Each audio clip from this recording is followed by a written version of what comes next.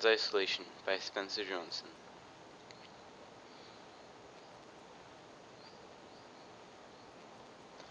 Firstly, where is Japan located? It is located to the east of Russia, China, North and South Korea. What are the bodies of water surrounding the country? There is the North Pacific Ocean, the Sea of Japan, and the East China Sea. What are important cities that this country has? Its most important city, I think, is Tokyo, the capital city. The government. What type of government did this country have? It had a Tokugawa government during this period, and it believed in Confucianism. Culture. What is the social structure of this country? Firstly, on top, we had the emperor, and he was just for show. Secondly, the second most powerful person is the military leader, called the shogun. The third most important person was the daimyo, who controlled the land and controlled the samurai that were next, and they protected the daimyo.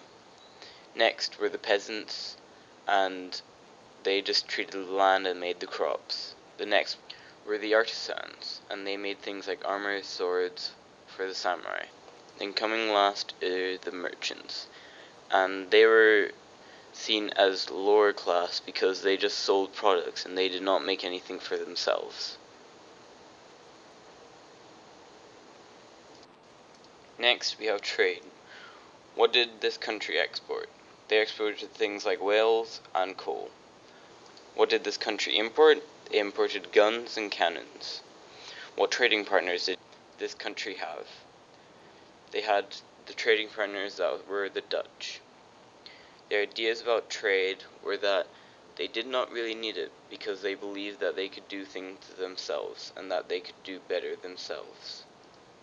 Next is foreign influence. How did other countries affect Japan? Other countries like the Dutch and other countries in Europe brought over different religions and different things and different aspects about life.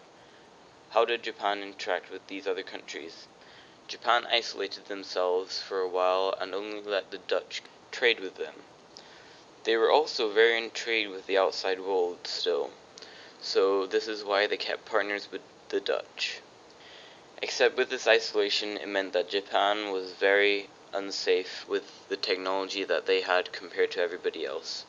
So this meant that soon countries with better technology would be coming in and invading Japan. My final analysis.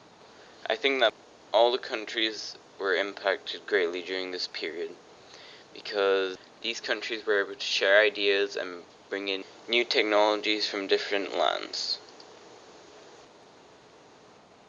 And finally, citations. Thanks for watching.